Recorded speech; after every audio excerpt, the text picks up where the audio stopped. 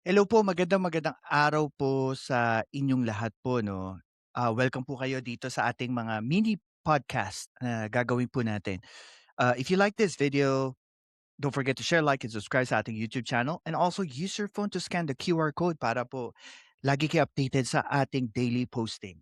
Today, pag-uusapan naman natin itong isang, malaking, pasabog na inaantay na po, almost 1 year na, inaantay na po ng madla ang, sasabihin at mga expose, ika nga, ni, former Senator Sonny Trillanes about po dito sa mga bank transaction ng pamilya Duterte. Dito, sa ating episode, sisilipin natin ang isa sa pinakamainit na alegasyon sa Committee, Committee of Justice sa Kamara dito sa proceedings ng impeachment ni VP Sara Duterte. Isang sinumpaang salaysay tungkol sa bilyong-bilyong pera, lihim na bank accounts at kontrobersyal na koneksyon ng pamilya Duterte at sa iilang mga drug lord. Pero alin dito ang ebidensya at alin ang hindi pa napapatunayan? Hihimay-himayin po natin sa episode natin today. And if you like, also share na rin po ito. Are live from YouTube and Facebook. So una po muna 'no, pag-usapan natin. Yung sinubmit at binasa ni Senator Trillanes, and I think it was around close to 1 hour. Ito po ay, sinumite ni Senator Trillanes at ito ay sinumpaang salaysay. Unang-una po, kung kikilatisin natin yung dokumento, before anything else, kapag ang isang dokumento po ay, sinumpaang salaysay, ibig sabihin yung tao na may hawak ng ebidensya at magbabasa po nito ay, nagpapatunay na ito ay tama at walang halong, ah, pagsisinungaling o walang, o hindi ito tsismis lang, 'di ba? Kumbaga may matibay na ebidensya. Kung hindi, siya po ay makakasuhan ng perjury. Okey, um, sabi dito that yung whistleblower po na kumausap kay Senator Trillanes ay, nakipag-usap sa kanya noong April 2016. At lumalabas din po dito sa kanyang binasa that there were joint bank accounts di umano ang pamilya Duterte. Nakalaan din po dito kasama ang bank accounts coming from BPI at BDO branch locations. Nakita din po natin dito sa salaysay ni Senator Trillanes that there is a computed amount of money transactions for a total of 2.4 billion plus pesos na paggalaw ng pera from different bank account coming from BPI and BTO. At malungkot po dito, hindi raw ito dineklara sa salin. Isa po sa napag-uusapan ngayon sa social media at marami po ang nagki-question. Even yung mga legal luminaries natin, they were saying that isa po sa lumabas sa salin ni VP Sara, I forgot yung date, ang dineklara po ni VP Sara sa kanyang salin ay zero. Ibig sabihin wala siyang pera on hand. Maraming mga nagtatanong kung wala kang pera on hand, paano ka kumbaga papaano ka, gumagalaw, paano ka kumikilos kung wala kang pera on hand? Ibig sabihin lahat ng pera mo nasa bangko, you don't even have kahit man lang ₱100 or 1,000 na puwede mo ideklara cash on hand. Parang isa 'yan sa mga nagiging punto ngayon ng mga, legal luminaries about dito sa salain na I think, even Egay Irice was saying na sa lahat ng statement na sinabi ni Senator Trillanes, yung salin na yun na nilagay niyang zero sa kanyang cash on hand ay napakalaking issue sa lahat po ng mga nandoon sa komite. At sabihin na natin sa mga legal luminaries na nakatuon dito sa issue na 'to. Sinasabi din dito na, ah, apparently inamin ni Duterte, ni dating pangulo, na meron siyang ₱200 million sa isang bank account. Bakit po importante ito at sinabi 'to ni, Senator, Trillanes? Kasi po, tandaan po natin, um, kung minsan sabi nga nila 'di ba, the best way para daw mahuli mo ang isang tao is sa kanilang pagsasalita. And isa ito sa ginamit at dinagdag din ni Senator Trillanes sa kanyang statement na nagpapatunay that even the former president was saying na meron siyang pesos, 200 million pesos sa isang bank account. Um, also din sinabi din dito that the ombudsman also filed a case to the Duterte. At sabi din dito that the ombudsman pushed through sa pagsampa ng kaso dahil nakita din nila that merong sapat na basihan to investigate itong mga alleged uh, uh, corruption issue sa mga Duterte. Pero nagtaka po ang ombudsman kasi natigil daw po ang investigasyon noong panahon noong dating nanunungkulang ombudsman na si Ombudsman Martires. Sabi din dito, kasama po sa statement na binasa ni Senator Trillanes yung di umano'y accounts ng buong pamilya, magmula po kay Kitty, kay pati kay Carpio, pati kay Labaste, Pulong, lahat po 'yang kasama dito. At lahat po dito, based po sa statement na inilabas ni former Senator Trillanes, lahat po dito ay ah, may koneksyon di umano sa drug lord na si Samuel Uy or Sammy Uy. At pinaliwanag din dito ni dating Senator Trillanes that there is 181 million plus pesos na payout via check from drug lords to the family of Duterte. At meron din po ditong mga testimonyang idinagdag sa sinabi ni Senator Trillanes na kung saan po kasama pati mga ex-police. Sabi din dito, sa konklusyon ng affidavit na nabasa po, may possibility po na maaari pong matry ang mga Duterte sa posibleng money laundering, hidden wealth na hindi po maipaliwanag, at yung grounds for impeachment which is betrayal of public trust. Tatlo po yung grounds na itinatry pong i-push through and sa issue na ito, sa bank statement na ito, na gusto po ipunto ni Senator Trillanes. Yung possible money laundering, yung pag-ikot-ikot ng mga pera illegally, yung maaring hidden wealth na hindi maipaliwanag, at yung betrayal of public trust. Ako sa akin, paniniwala ko dito, yung betrayal of public trust kasi is importante kasi nating maintindihan dahil po dito natin mapapatunayan, dito natin challenge ang bawat politiko, even VP Sara Duterte, kung meron ba siyang karapatan gamitin ang public money, ang taxpayers' money, sa kanyang personal na desisyon na taliwas sa ginagawa o responsibilidad ng opisina ng Vice President. Tulad ng confidential funds, 'di ba? Yung pagtatayo ng ano 'yun, yung Vice President Security, yung parang PSG pero Vice President version. Gaano katagal ang preliminary hearing? Robin Crucena, if you're asking about yung ICC, tapos na po 'yun. Pero yung dito, yung pinag-usapan natin ngayon, um, dito kay Trillanes, I think, um, hin hindi pa tapos. I think meron pang kasunod ito na hearing, tapos pagbobotohan nata. I'm not really sure about sa timeline, pagpasensyahan niyo na po.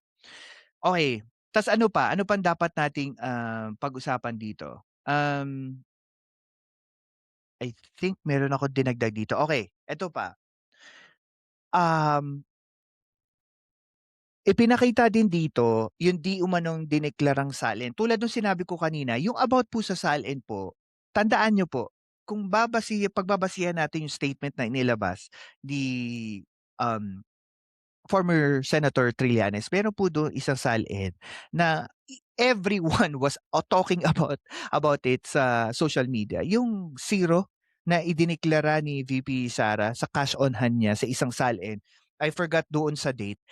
Nakapagtataka na ikaw vice president o sabihin natin kahit private capacity 'no, attorney ka, you don't have any cash on hand tapos yun yung dineklara mo sa salin, it doesn't make any sense, eh. At ang masakit dito, she cannot even say anything kasi nga wala siya doon sa hearing sa kamara. So papaano mo madi-disapprove or mapapatunayan o hindi mapapatunayan yung gano'ng aligasyon?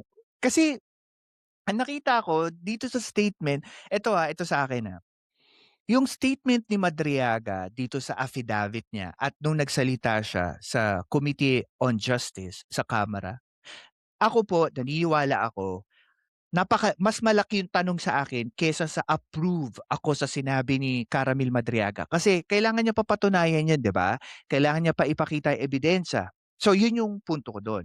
Pero ito kay Senator Trillanes, naniniwala ako that there is, a heavy proof sa kampo ng mga Duterte to disapprove this. Especially ang daming numbers, eh.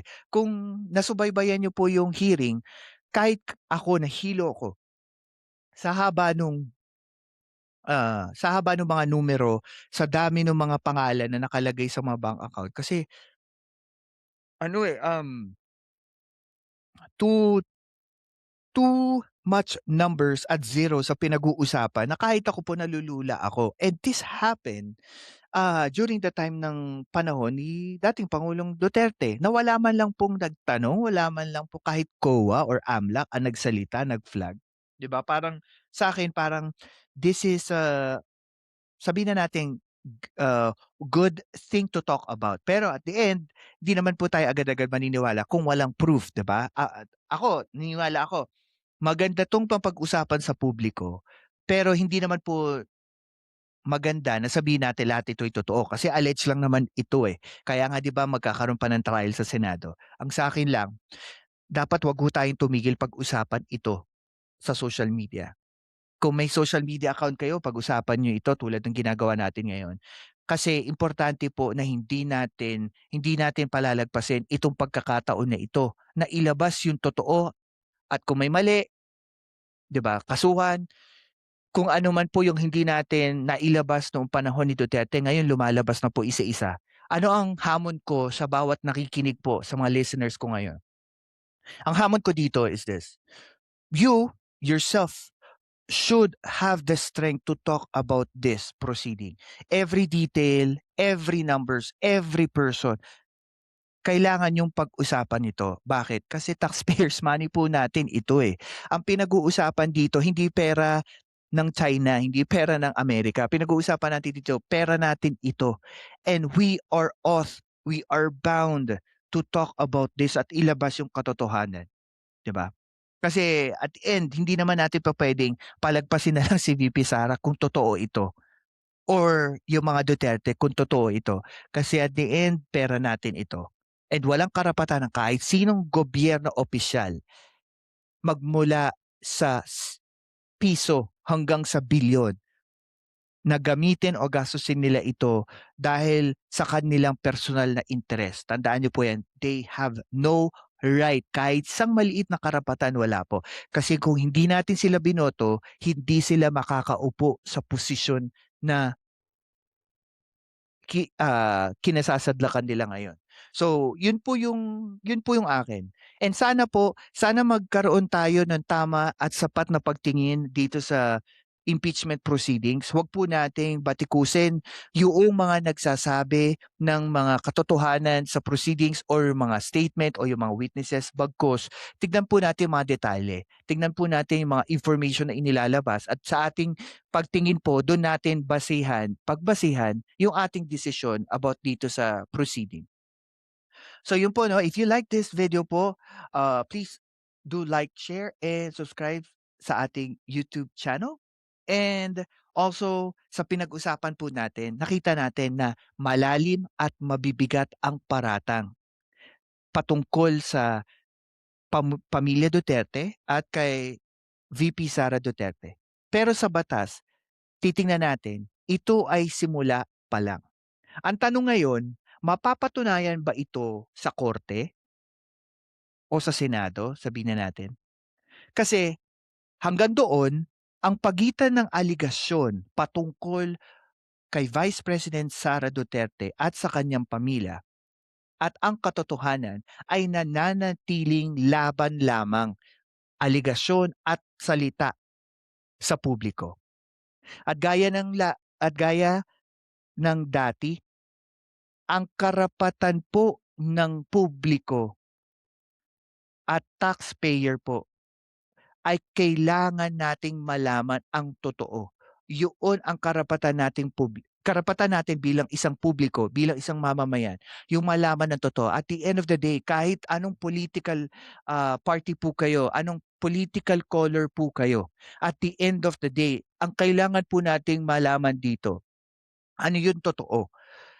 Yung mga narinig po natin kay Caramel Madriaga, sa mga witnesses, kay Ombudsman Boying Remulla, even kay Senator Trillanes, ito po ay pawang aligasyon. Pero ang magpapatunay po nito ay 'pag ito ay umakyat na sa Senado at mapatunayang tama at valid ang mga isinampa sa kanya, dito natin mat mat ma mapapakita that our system of justice under the Constitution na ibinesto sa Kamara at sa Senado para mag-impeach ng isang nakaupong mataas na opisyal ng gobyerno, dito natin makikita yung lakas ng ating justice system. Para sa akin po, manalig po tayo sa katotohanan, manalig tayo sa konstitusyon. At ako, naniniwala ako, kahit lahat po tayo, we have our opinions, our biases, naniniwala ako, one step ito One step ito para makita natin sa publiko na gumugulong po ang hustisya at may konstitusyon po ang Pilipinas.